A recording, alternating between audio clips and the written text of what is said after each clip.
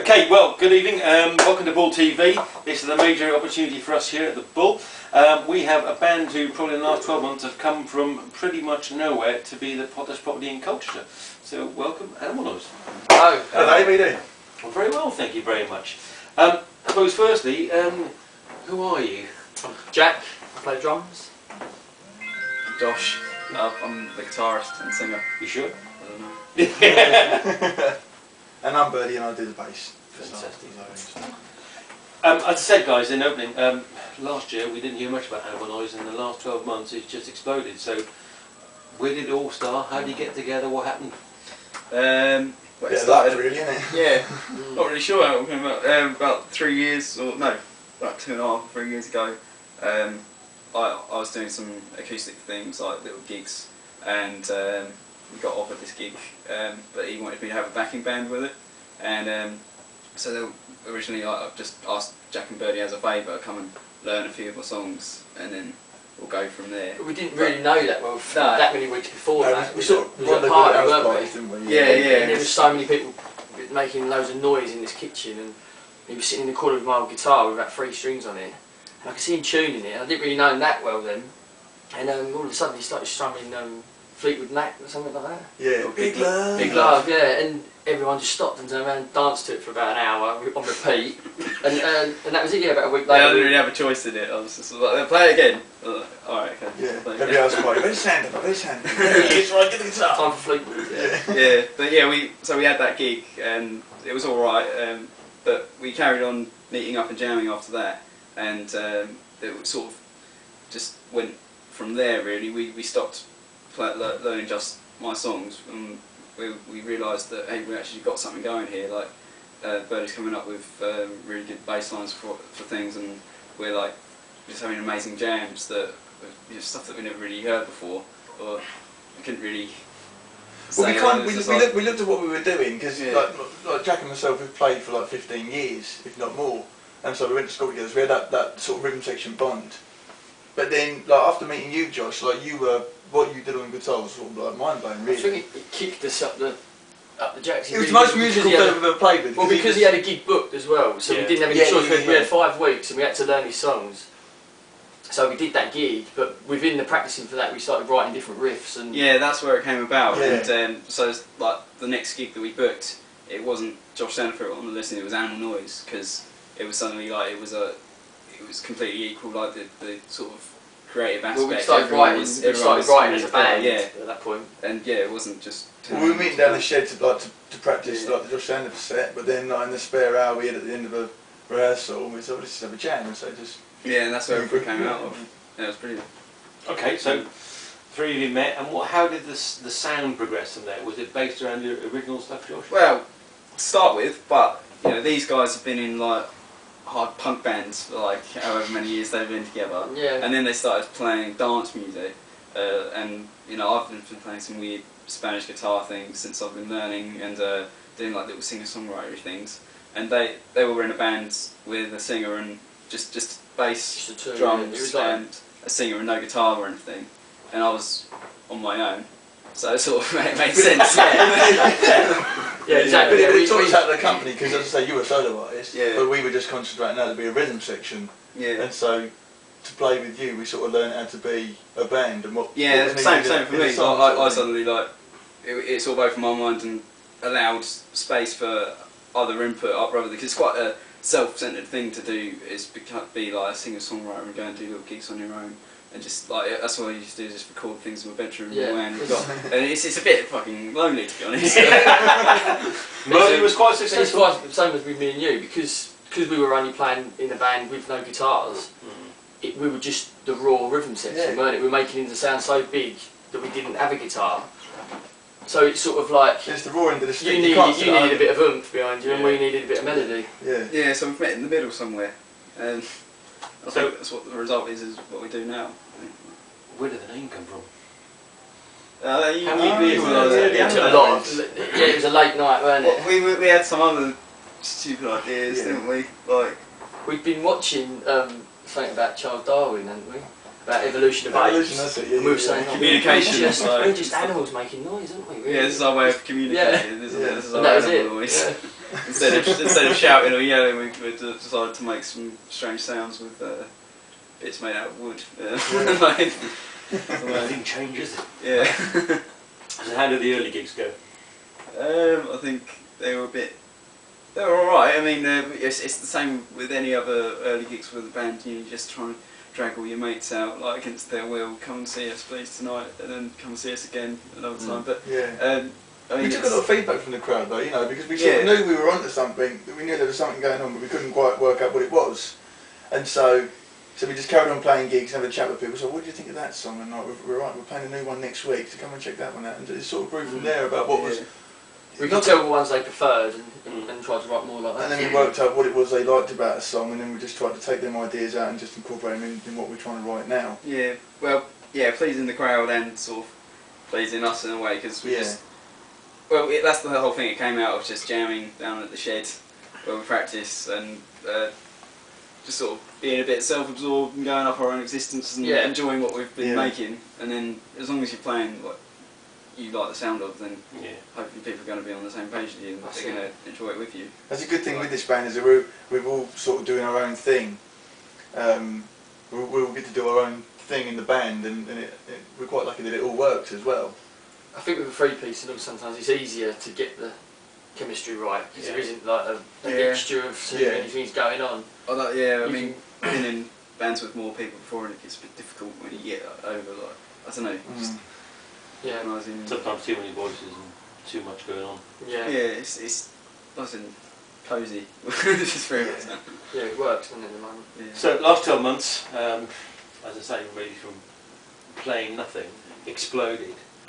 Why do you think that has been? What has been the take in it? And how do you sort of describe your style of music? That's the one thing I can't really say that it's that style. The style-wise, like we've been calling it like flamenco, blues, grunge, rock. Yeah.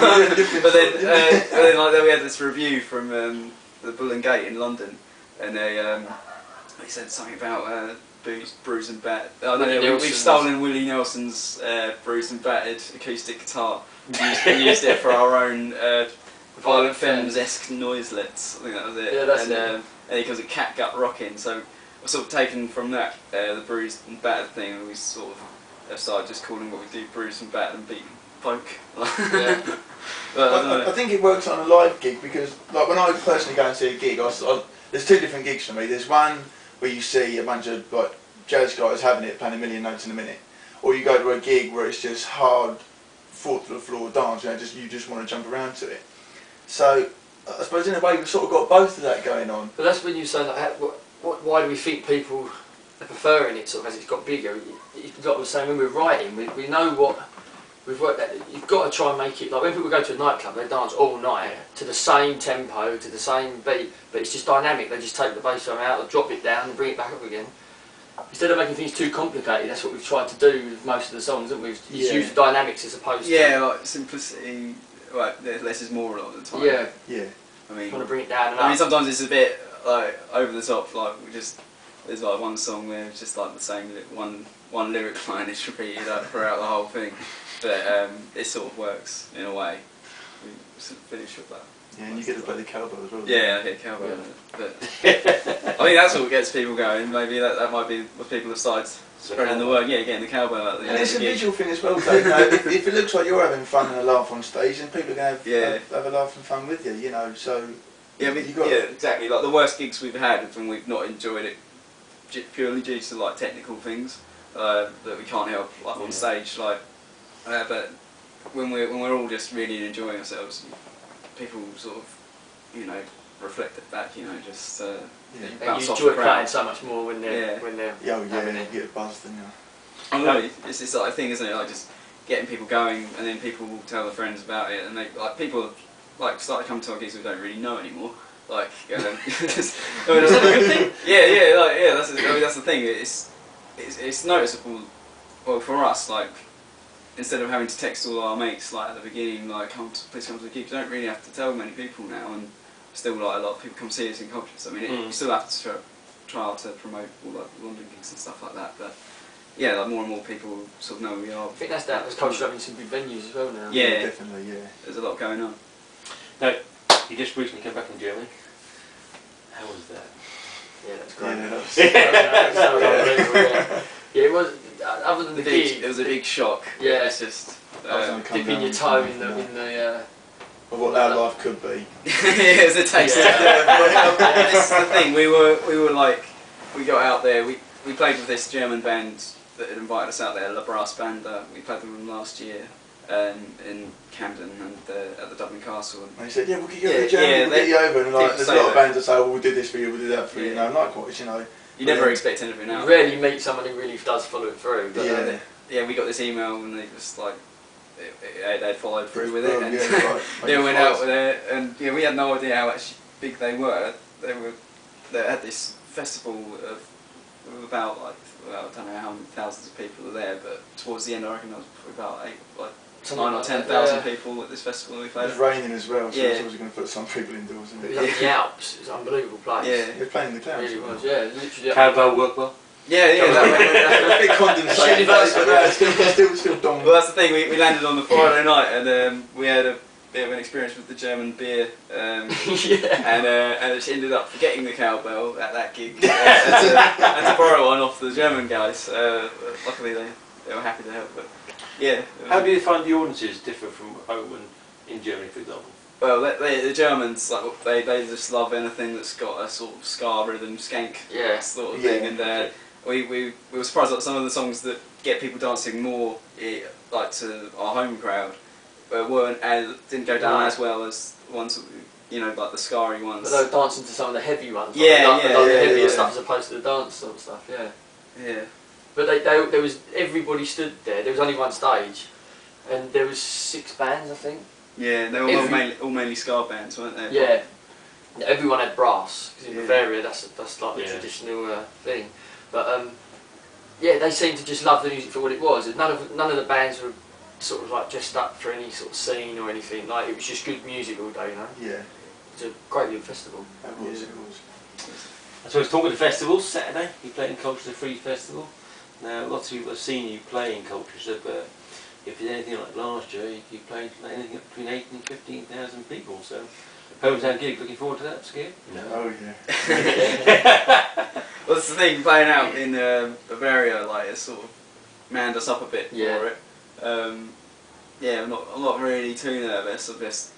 I'm more excited to Yeah, as long as the get people ourselves are out there, there it'd be on a great. bigger scale. Basically, yeah, as you say, big scale. Like apart from Kelvin, like the German festival, these are gigs that we played with crowd control barriers. Yeah. And when you go out on stage and see crowd control barriers, you know you're playing something big. So it's a bit daunting in a way, but But it's like we had 2 run-ups, so yeah. like we were saying earlier, the busier gigs when people are having it, you get into them more. Yeah. Yeah. So if there is loads of people there and they're going for it, then it'll be the best gig ever, won't it? Yeah. Like to play for us, yeah. Now, I suppose the question is, any sort of thoughts of an EP coming out at all, anything like that? Yeah, well, since going out to Germany and being with these guys that are way up on a proper label out there, and they've seen all their merchandise, and they asked us like, "You got your CDs to sell?" And we were like, "Yeah, we've got 20, Got 20? burnt CDs with animal noise written on a marker. Will that do?" And he's like, "You're joking." All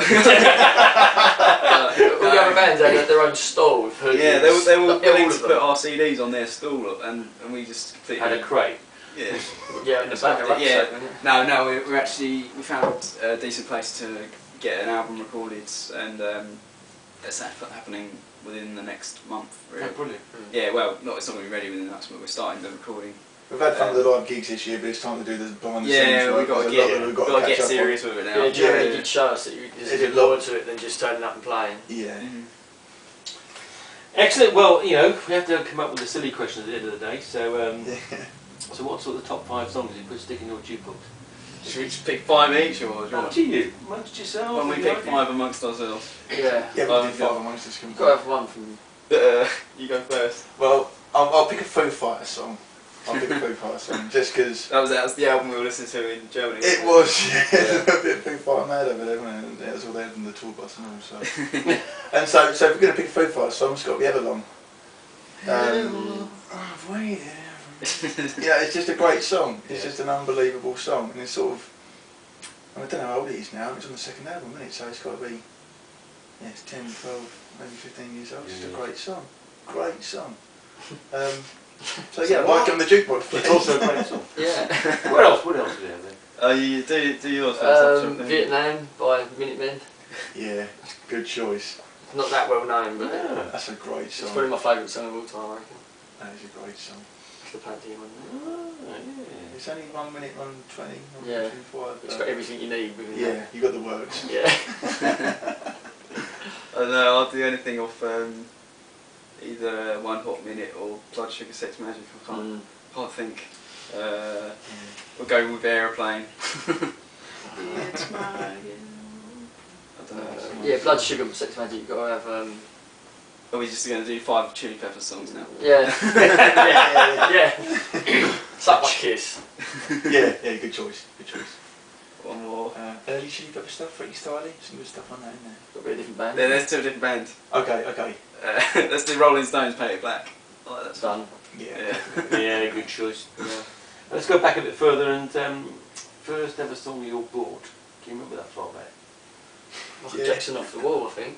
Really? The album, yeah, on Was cassette. Yeah, I was gutted that Sorry, it didn't you have bad said- on it. Cassette. Cassette, yeah. That's something we used to have. yeah. Have you still got that? I think I must have. Yeah, from Our Price, yeah. Blatantly made that up. Oh, a price. Yeah, Our Price, yeah. You've No, made because I was that well up. into Michael Jackson and I didn't realise the other albums didn't sound anything like bad. But I preferred it later on in life, yeah. What you did? Yeah, well, I think it was the Smurfs Go Pop when I was about 9 or 8. That really could come back to haunt you, really. Yeah. Have you been to see the movie yet? No. It's in 3D and everything. Yeah. That might blow my mind actually. But Redneck's Cotton Eye Joe. Well, the thing is, growing up on the farm, I saw it on top of the pops. They had hay bales all over the stage. Yeah, they were I having a thought, great I time. could do this, you know. So I dug out some crappy guitar. I don't think it had any strings on it, but I was able to dance around the hay bale and cut the Joe. It's on your iPod now as well. Certainly is. Certainly is. you're going to cover this at some stage on stage? I I think. won't be allowed. I'll be kicked out of the band. No, he comes up with some good ideas. Yeah, the best idea you had for a cover was Enya. Enya. Enya. We still might do that. It can work. It can work. I think it's gonna work. Okay, we have to ask this. So the emotional quiet night in with the girlfriends, what would you play back on the CD player? We're right up to date now, see. All the notes, I reckon. Ooh, Yeah. which one?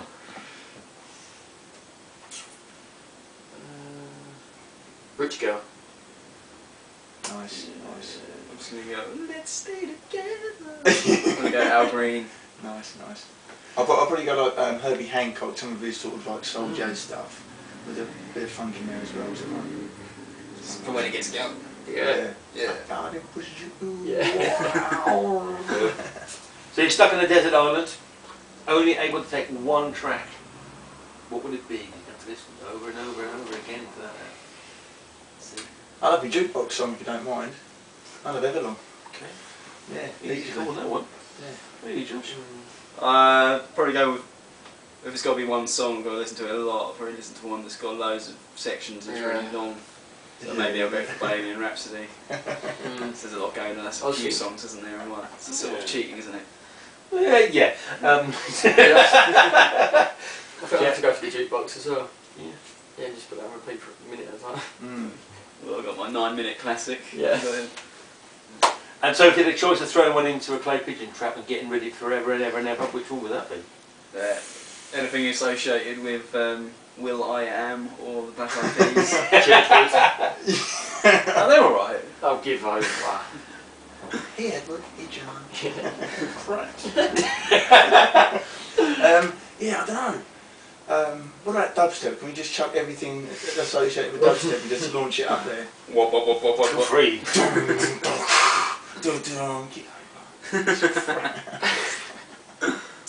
What about songs you wish you'd written? Songs? Yeah, you'd like to have written. Yeah. Preferably something different this time. Yeah. And the jukebox choice again, yeah. I'd like to have been Miles Davis, I think. Because he's wrote some peppers. Because he's quite, I think the special thing with Miles Davis is sort of he pioneered jazz all right through about 4 decades or something. So he's wrote some songs really in 40 years. Yeah. Some good stuff and all.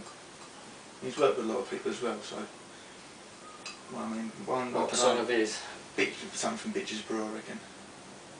That'd be good on Desert Island. Well, the thing is, he doesn't have any 20 singing. So minutes. I mean, there's names of songs, but it's a case of just putting in the play and just play. You don't even know what songs what. Sit back and chill. Yeah, it's just great. Anything he's written is So great. Jack, what about you then? Maybe something with Stevie Wonder. I think playing the drums, High I'd love to ground. play anything with notes, anything musical. Superstition probably. Probably go with Daft Punk, The Funk. Wow, wow, wow, wow, wow. Yeah. Wow, wow, wow, wow. Yeah, the one. That's incredible. You can play that, isn't it? Okay. And if you have a dinner party, and between you have to invite 4 people to that dinner table, who would it be? There you go. Four. I'd like to have No a chat. families, no friends. I'd like to have a chat with John Frusciante Yeah. for a while. Yeah, you can get a It's chat. so weird. Yeah. Using our dimension. I'm in the 4th dimension. That could be an interesting evening. Yeah, that'd be a long evening. Okay, that's one. Who else? Hendrix, can you Yeah, make someone him who's, alive? someone who's Yeah. dead, yeah. 'Cause he seems like a bit of a laugh. Yeah, You're Iggy Pop. Jim Morrison, yeah. Iggy would make the party, wouldn't he? yeah. What about C6 Steve? He'd have a few stories to tell, wouldn't he? We were Yeah. talking about the other day of Mike Patton. He'd be good at a Patton party. would be great at a party, wouldn't he? Yeah, Mike Patton would be good. So who we got? I think that's too many now. Yeah, Have to tell someone to go away. Can we have an after party? After the dinner, we'll have everyone else round. Let's turn away C6 Steve if you have to, yeah. Okay, that's pretty much for us. They're going to do a little set for us in a few minutes, but big thank you really to you guys. Wish you all the best for Saturday. Cheers. Have a great day there, and thank you very much for your time. Thank you. Cheers, Dave. Thank you, mate. Cheers.